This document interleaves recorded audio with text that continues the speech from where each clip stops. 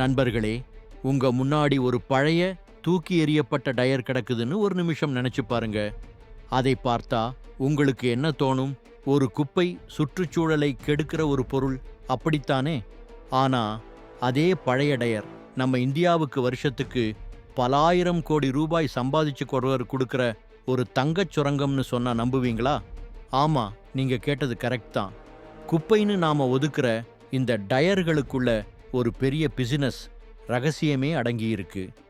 India எப்படி இந்த கருப்பு தங்கத்தில இருந்து வருஷத்துக்கு சுமார் 8,000 கோடி ரூபாய்க்கு மேல லாபம் பார்க்குது? உலக நாடுகளையே திரும்பி பார்க்க வச்ச நம்மளோட அந்த டெக்னாலஜி என்ன? வாங்க, அந்த ரகசியத்தை இன்னைக்கு உடைப்போம். நண்பர்களே, இந்த சேனலுக்கு சந்தா செலுத்தவோ அல்லது பகிரவோ நான் ஒருபோதும் உங்களிடம் கேட்கவில்லை.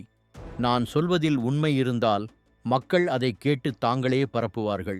இன்று முதல் முறையாக நான் உங்களிடம் ஒரு பணிவான வேண்டுகோளை விடுக்கிறேன்.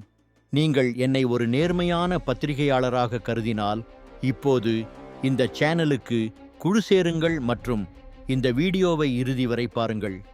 முதல்ல இந்த பிரச்சனையோட ஆழம் எவ்வளவு பெருசுன்னு புரிஞ்சுக்கலாம். இந்தியா இன்னைக்கு உலகத்திலேயே 3வது பெரிய ஆட்டோமொபைல் மார்க்கெட். இதனால வண்டிகளோட எண்ணிக்கை ராக்கெட் வேகத்தில் அதிகமாகுது. புது வண்டிங்க வர வர பழைய டயருங்க எண்ணிக்கையும் மலை மாதிரி குவியுது.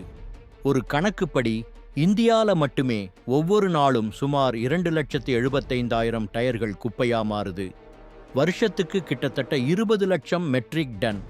இது பத்தாதுன்னு வெளிநாடுகள்ல இருந்து மறுசுழற்சிக்காக மட்டுமே சுமார் 3 லட்சம் டன் பழைய டயர்களை நாம இறக்குமதியும் செய்றோம். இப்போ யோசிச்சு பாருங்க, கோடிக்கணக்கான இந்த டயர்கள்லாம் எங்கே போகுது? இது மக்கும் பொருளும் கிடையாது. ஒரு டயர் முழுசா மக்கி மண்ணோட மண்ணா மாற பல 100 வருஷம், ஏன் 1000 வருஷம் கூட ஆகலாம். இதனால நாட்டுல பல இடங்கள்ல பெரிய பெரிய டயர் மலைகளே உருவாகி இருக்கு. பார்க்கறதுக்கு ஏதோ சயின்ஸ் ஃபிக்ஷன் படத்துல வர்ற சீன் மாதிரி இருந்தாலும் இதுதான் நிஜம். இந்த டயர் மலைகள் வெறும் இடத்தை அடைச்சிக்கிட்டு இருக்கிற ஒரு குப்பை இல்ல, இது ஒரு மிகப்பெரிய சுற்றுச்சூழல் அரக்கன். ஆனா இந்த பிரச்சனை நாம பார்க்கிற இந்த டயர் மலைகளோட முடியறது இல்ல. இதோட உண்மையான ஆபத்து நம்ம கண்ணுக்கு தெரியாம ஒளிஞ்சிருக்கு. முதல்ல நம்ம ஆரோக்கியம். தூக்கி எறிஞ்ச டயர்கள்ல லேசா தேங்கி நிற்கிற மழை தண்ணி கூட டெங்கு, மலேரியா, சிக்குன்குனியா மாதிரி கொடிய நோய்களை பரப்புற கொசுக்களோட சொர்க்கமா மாறிடுது.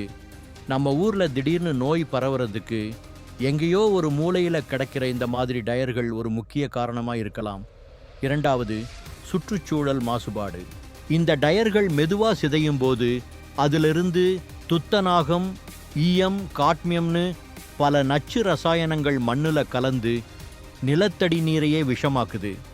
அந்த தண்ணி விவசாயத்துக்கோ குடிக்கிறதுக்கோ துளி கூட லாயக்கில்லாம போயிடுது. இதைவிட பெரிய ஆபத்து இந்த டயர் மலைகளில் ஏற்படுற தீ விபத்து. ஒரு தடவை இந்த டயர்கள் தீ பிடிச்சிட்டா அதை அணைக்கிறது கிட்டத்தட்ட முடியாத காரியம். பல மாசம், ஏன் பல வருஷம் கூட இந்த தீ எரிஞ்சுக்கிட்டே இருக்கும். இந்த தீயில இருந்து வர்ற புகை சாதாரண புகை கிடையாது. அதுல சயனைடு, கார்பன் மோனாக்சைடு, சல்பர் டை ஆக்சைடுன்னு கூடிய விஷ வாயுக்கள் காத்துல கலக்குது. இது பக்கத்துல வாழ்ற மக்களுக்கு மூச்சு திணறல் நோய்கள்ல இருந்து கேன்சர் வரைக்கும் கொண்டு வரக்கூடிய அபாயம் நிறைஞ்சது. மூணாவதா, பொருளாதார நஷ்டம். இந்த டயர் குப்பையை சமாளிக்கிறதுக்கும் அதனால வர்ற பாதிப்புகளை சரி செய்யறதுக்கும் அரசாங்கத்துக்கு கோடிக்கணக்கில் செலவாகுது. ஆக ஒரு பக்கம் பொருளாதாரம், மறுபக்கம் சுற்றுச்சூழல்னு 2 பக்கமும் நமக்கு அடி. ஆனா இந்தியர்களாகிய நாம சவால்களை பார்த்து துவண்டு போறவங்கல்ல, பிரச்சனைய வாய்ப்பா மாத்துறது தான் நம்ம ஸ்டைல். இந்த மிகப்பெரிய சவாலையே ஒரு பிரம்மாண்டமான பொருளாதார வெற்றியா மாத்தியிருக்கு நம்ம புதிய இந்தியா. இங்கதான் டயர் மறுசுழற்சிங்கிற ஒரு புரட்சிகரமான தொழில்நுட்பம் ஹீரோ மாதிரி என்ட்ரி கொடுக்குது. பழைய டயர்களை சும்மா எரிக்கிறதுக்கு பதிலா அதை அறிவியல் ரீதியா பிரிச்சு அதுல இருந்து மதிப்புள்ள பொருட்களை உருவாக்குறது தான் இந்த மறுசுழற்சி. இதுல இந்தியா 2 முக்கியமான டெக்னாலஜியில் உலகத்தரத்தில் அசத்திட்டு இருக்கு. ஒன்று பைரோலிசிஸ், இன்னொன்று கிரையோஜெனிக் தொழில்நுட்பம். பைரோலிசிஸ்னா என்னன்னு சிம்பிளாக சொல்லணும்னா, காற்று இல்லாமல் சூடுபடுத்துறது. ஆக்சிஜன் இல்லாத ஒரு மூடிய கொள்கலனில் இந்த டயர் துண்டுகளை சுமார் 400 முதல் 500 டிகிரி செல்சியஸில் சூடுபடுத்தும் போது அது ரசாயன மாற்றம் அடைஞ்சு வேற வேற பொருட்களாக பிரியுது. இதில் என்ன ஒரு மேஜிக்னா, ஒரு டயரோட ஒவ்வொரு பகுதியும் ஒரு மதிப்புள்ள பொருளாக மாறுது. பைரோலிசிஸ் ஆயில் சுமார் 40 முதல் 45% வரைக்கும் தொழிற்சாலைகளில் பயன்படுத்துகிற எரி எண்ணெயா ஃபர்னஸ் ஆயில் கிடைக்குது. இது வெளிநாடுகளில் இருந்து இறக்குமதி செய்கிற எண்ணெய்க்கு ஒரு சூப்பரான மாற்று. நம்ம நாட்டு பணத்தையும் மிச்சப்படுத்துது. கார்பன் பிளாக் சுமார் 30 முதல் 35% வரைக்கும் கார்பன் பிளாக்குங்கிற கருப்பு பவுடர் கிடைக்குது. இது புது டயர், பெயிண்ட், பிரிண்டிங் மை, பிளாஸ்டிக் பொருட்கள் செய்கிறதுல ஒரு முக்கியமான மூலப்பொருள். ஸ்டீல் வயர், டயருக்குள்ளே இருக்கிற ஸ்டீல் கம்பிகள் சுமார் 15 முதல் 20% வரைக்கும் தனியாக பிரிஞ்சு வந்துடும். இதை உருக்கு ஆலைகளுக்கு வித்துடலாம். எரிவாயு, இந்த ப்ராசஸில் உருவாகிற கேஸு திரும்பவும் இதே ஆலையை இயக்கிறதுக்கான எரிபொருளாகவே பயன்படுது. பார்த்தீங்களா, குப்பைன்னு நாம் நினச்ச ஒரு பொருள்ல இருந்து ஒரு துளி கூட வீணாகாம எல்லாமே பணமாக மாறுது. இதுதான் உண்மையான கழிவிலிருந்து செல்வம். Waste to wealth. பைரோலிசிஸ் ஒரு அருமையான டெக்னாலஜினா, கிரையோஜெனிக் மறுசுழற்சிங்கிறது அறிவியலோட அடுத்த கட்ட பிரம்மாண்டம். இந்த தொழில்நுட்பத்தில்தான் இந்தியா உலக அரங்கில் ஒரு முக்கிய இடத்தை பிடிச்சிருக்கு. கிரையோஜெனிக்னா அதி குளிர்நிலை. இந்த முறையில் டயர் துண்டுகளை திரவ நைட்ரஜனை பயன்படுத்தி -80 டிகிரி செல்சியஸுக்கும் குறைவான வெப்பநிலைக்கு, அதாவது உறைபனிக்கும் பல மடங்கு கீழே கொண்டு போறாங்க. இப்போ ஒரு கற்பனை பண்ணி பாருங்க, ஒரு ரப்பர் பந்தை செவத்துல அடிச்சா என்ன ஆகும்? அது துள்ளி கொட்டிலி குதிச்சு வரும். ஆனா அதே ரப்பர் பந்தை இப்படி அதிகுளிரில் உறைய வச்சுட்டு ஒரு சின்ன சுத்தியலால தட்டுனா என்ன ஆகும்? சில்லா கண்ணாடி மாதிரி நொறுங்கிடும். இதே டெக்னிக் தான் இங்கேயும்.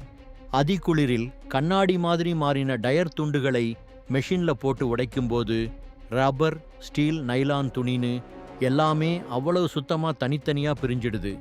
இந்த முறையில் கிடைக்கிற ரப்பர் தூள், க்ரம் ரப்பர், ரொம்பவே உயர்தரம் வாய்ந்தது. இந்த சூப்பரான ரப்பர் தூளை எங்கே பயன்படுத்துகிறாங்க தெரியுமா? தடகள வீரர்கள் ஓடுற சிந்தடிக் ட்ராக், குழந்தைகளோட விளையாட்டு மைதானத்தில் கீழே விரிக்கிற பாதுகாப்பு தளம், ஏஆர் மிக முக்கியமாக ரோடு போடுறதுக்கு பயன்படுத்துகிறாங்க. ரப்பர் கலந்த டார்ச் சாலைகள் சாதாரண ரோடுகளை விட அதிக நாள் உழைக்குது. மழைக்காலத்தில் வர்ற பாதிப்புகளையும் நல்லா தாங்குதுன்னு ஆய்வுகள் சொல்லுது. இந்த கிரையோஜெனிக் முறை ரொம்ப சுத்தமான மறுசுழற்சிங்கிறதால சுற்றுச்சூழலுக்கும் இது ஒரு பெரிய வரம். சரி, இதெல்லாம் கேட்க சூப்பரா இருக்கு. ஆனா அந்த 8000 கோடி ரூபாய் கணக்கு எப்படி வருது?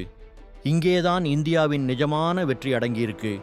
இந்தியாவின் டயர் மறுசுழற்சி சந்தையோட மொத்த மதிப்பு 2024ஆம் ஆண்டுல சுமார் $2.25 பில்லியன், அதாவது இந்திய மதிப்புல சுமார் 18,000 கோடி ரூபாய்னு மதிப்பிடப்பட்டிருக்கு.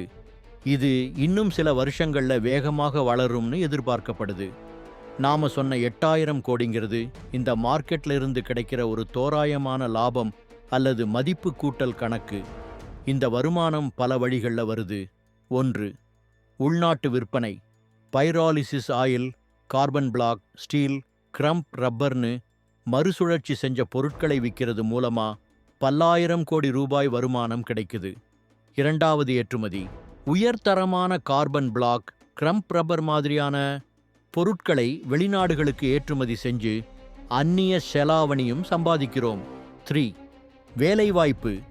இந்தியா முழுக்க சுமார் 800க்கும் அதிகமான பதிவு செய்யப்பட்ட மறுசுழற்சி ஆலைகள் இயங்கிட்டு இருக்கு. டயர் சேகரிக்கிற வேலையிலிருந்து மறுசுழற்சி செய்து புதுப்பொருள் உருவாக்குறது வரைக்கும் லட்சக்கணக்கானோருக்கு நேரடி மற்றும் மறைமுக வேலைவாய்ப்பு உருவாகுது. 4வது இறக்குமதி குறைப்பு. பெட்ரோலிய எரிபொருள், கார்பன் பிளாக்னு பல பொருட்களை இறக்குமதி பண்றது குறையறதால நம்ம நாட்டுப்பணம் வெளிநாட்டுக்கு போறது தடுக்கப்படுது. சுருக்கமா சொல்லணும்னா இது ஒரு முழுமையான வட்டப் பொருளாதாரம், சர்க்குலர் இகானமி. ஒரு கழிவு மூலப்பொருளாகி புது பொருளாகி வேலைவாய்ப்பை உருவாக்கி நாட்டின் பொருளாதாரத்துக்கே பங்களிக்குது.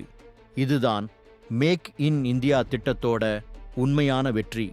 இந்த தகவல் உங்களுக்கு புதுசாவும் இன்ட்ரெஸ்டிங்காவும் இருந்துச்சா? நம்ம நாட்டோட இந்த வளர்ச்சியை பத்தி நீங்க பெருமைப்படுறீங்களா? அப்போ இந்த வீடியோவுக்கு ஒரு லைக் தட்டிவிட்டு உங்க நண்பர்கள், குடும்பத்தினர் கூட ஷேர் பண்ணுங்க. டயர் மறுசுழற்சி பத்தியும் இந்த மாதிரி புதுமையான தொழில்நுட்பங்கள் பத்தியும் நீங்க என்ன நினைக்கிறீங்க? உங்க கருத்துக்களை மறக்காம கீழே கமெண்ட்ல சொல்லுங்க. நீங்க சொல்ற ஒவ்வொரு கருத்தும் எங்களுக்கு ரொம்ப முக்கியம். இது மாதிரி இந்தியாவின் வெற்றி கதைகளை தொடர்ந்து தெரிஞ்சுக்க நம்ம சேனலை சப்ஸ்கிரைப் பண்ணிட்டு அந்த பெல் பட்டனையும் அழுத்திடுங்க. நண்பர்களே, அமெரிக்கா, ஜெர்மனி மாதிரி நாடுகள் இந்த துறையில முன்னாடியே இருக்கலாம்.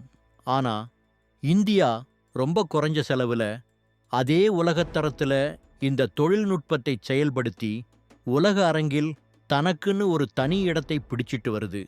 சிபிசிபி, அதாவது மத்திய மாசு கட்டுப்பாட்டு வாரியத்தோட கடுமையான வழிகாட்டுதல்களின்படி இந்த ஆலைகள் இயங்குவதை உறுதி செய்வதன் மூலம் சுற்றுச்சூழல் பாதுகாப்பும் கவனத்தில் கொள்ளப்படுகிறது. அதனால அடுத்த முறை உங்க கண்ணுல ஒரு பழைய டயர் பட்டா அதை ஒரு குப்பையா பார்க்காதீங்க. அது நம்ம நாட்டுப் பொருளாதாரத்துக்கு சக்தி சேர்க்கிற ஒரு கருப்பு தங்கம். அது ஆயிரக்கணக்கானோருக்கு வேலை கொடுக்கிற ஒரு தொழில் மையம். அது சுற்றுச்சூழலை காக்கிற ஒரு அறிவியல் அற்புதம். இதுதான் தன்னிறைவு பெற்ற புதிய இந்தியாவின் சக்தி. ஜெய் ஹிந்த்.